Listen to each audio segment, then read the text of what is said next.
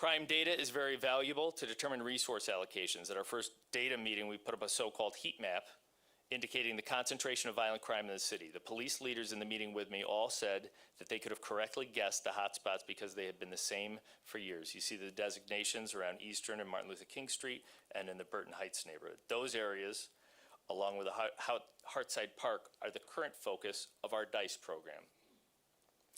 Our DICE, or Data-Informed Community Engagement, is based on the idea of identifying areas that could benefit from additional resources, engaging with residents and other stakeholders about the issues we see, and working together for improvement. The service area captains spearhead DICE and create service referral tracking numbers to monitor activity.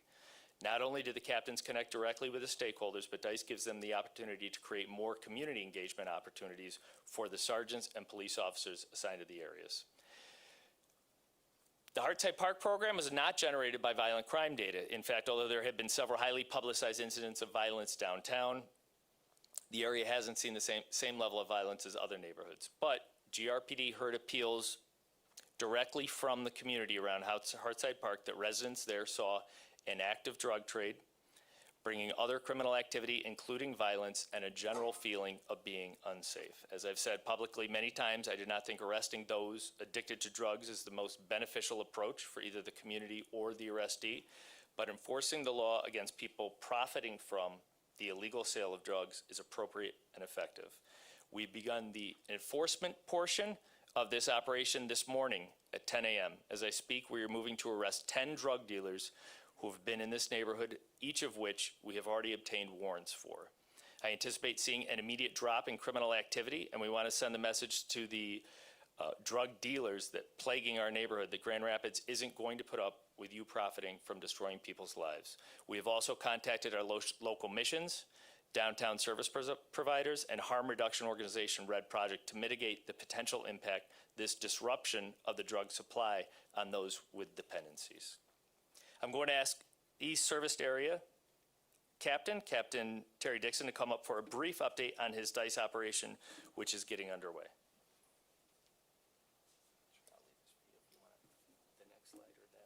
Sure. Good morning, Mayor, City Commissioners, and City Manager. So after the data was presented and the crime stats were made available to the service area captains, we then had to design and figure out the exact location and the boundaries for the data-informed community engagement operation. That operation would first begin with consulting, advising, contacting the community at large.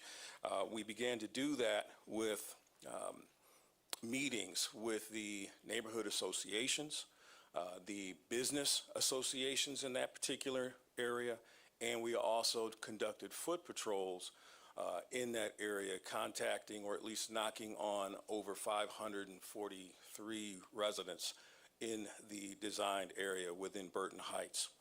Specifically on the map, as you can see it, Quigley to the north, that first part down to Cutler, Buchanan, and Division.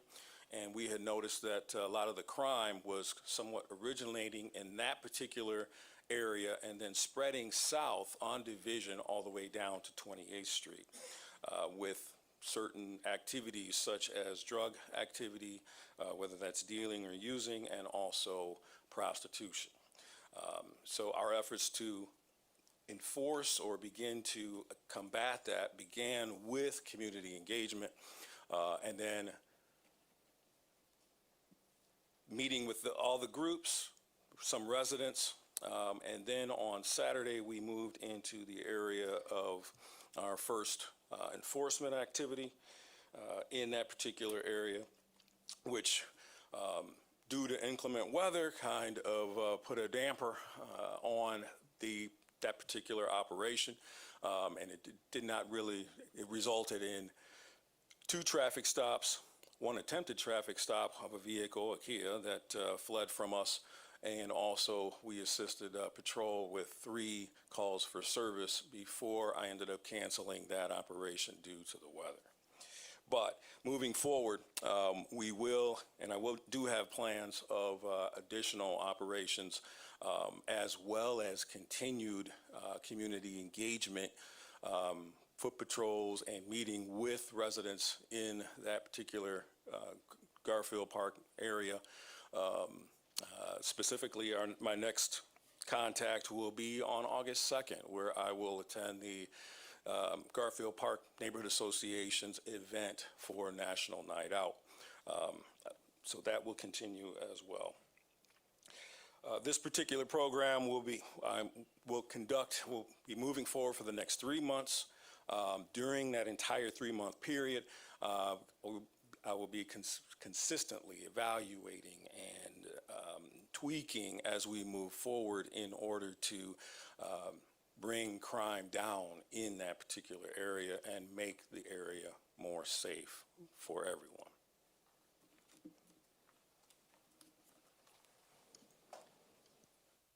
Thank you, Captain Dixon. I'm going to ask Captain Trigg to come up to discuss beginning his efforts in the area around Eastern Martin Luther King. All right. Thank you, Chief. Thank you. Good morning.